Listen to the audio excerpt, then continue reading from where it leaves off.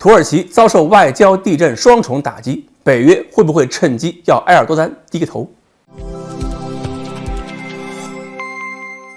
各位网友，大家好，我是刘小飞。这几天土耳其面临的情况，用内忧外困4个字来形容，恐怕是一点都不过分的。由于在欧洲一些极右翼势力因为库尔德人的问题，专门跑到土耳其驻瑞典、芬兰的大使馆门口烧古兰经，就引起了土耳其和一些欧洲国家在名义上的对抗。然后，美国、荷兰、瑞士、瑞典、英国、德国、比利时、法国、意大利这几个国家先后还关闭了驻土耳其的外交机构，说是担心土耳其人会对这些外交机构进行抗议报复活动。土耳其外交部呢也马上召见了这些国家的大使和代表，对他们近日临时关闭领事馆或者是发布土耳其旅行警告的行为表示关切。本质上就是围绕着土耳其阻止瑞典、芬兰加入北约这件事儿，矛盾进一步激化。没过几天，2月6号。土耳其就遭遇了连续的2次 7.8 级地震，目前已经公布至少2818座建筑被完全摧毁，其中不少是居民楼。目前的损失情况还没法统计，但是可以预计人员伤亡还有财产损失会超过土耳其以往几次地震，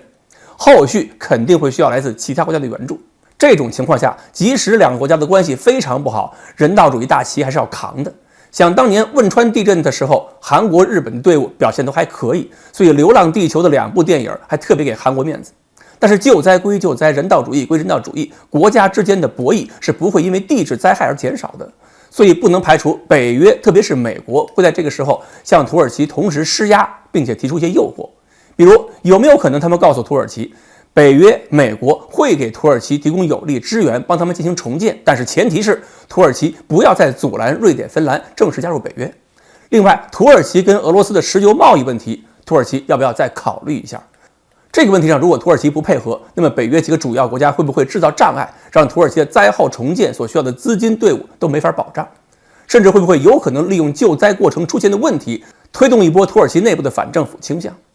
而土耳其现在的态度显然是不想低头。就在地震发生之后，土耳其呼吁全国主要大国给土耳其提供紧急援助。另一方面呢，埃尔多安还指责从欧洲到美洲的大国试图影响于5月14日举行的土耳其大选，并且就在地震的第2天，也就是7号，土耳其军队再一次杀进叙利亚去攻打库尔德人地区。所以明眼人一看就知道，埃尔多安这次表面上打的是库尔德人，实际上是要打一下支持库尔德的瑞典和芬兰。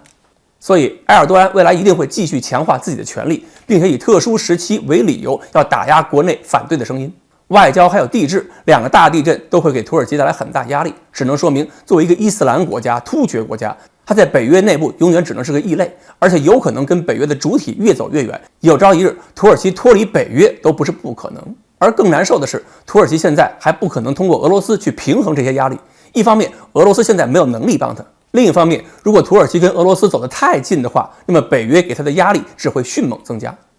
那么中国能不能在这个关键的时候给土耳其点支援，让土耳其跟中国形成紧密的关系呢？能不能扩大中国在中东的影响力呢？可能会有点作用，因为土耳其作为北约成员国，很多事情是有一票否决权的。这次已经在北约东扩问题上帮了俄罗斯大忙，有可能成为一个北约内部的牵制性力量。而且土耳其军方内部也曾经有过亲华派。但是最近的一个例子让我们感觉到，对土耳其可以提供一些帮助，但是一定要引导事情向有利于我们的方向发展，顺便还要多防着他们一点。这个例子呢，就是中土2国外长2月2号通话的时候，土耳其外长非要在通话中表示关注中国的新疆问题，说明他们在民族问题上还有涉及中国的内政方面，还是有很多明显的突厥霸主思想。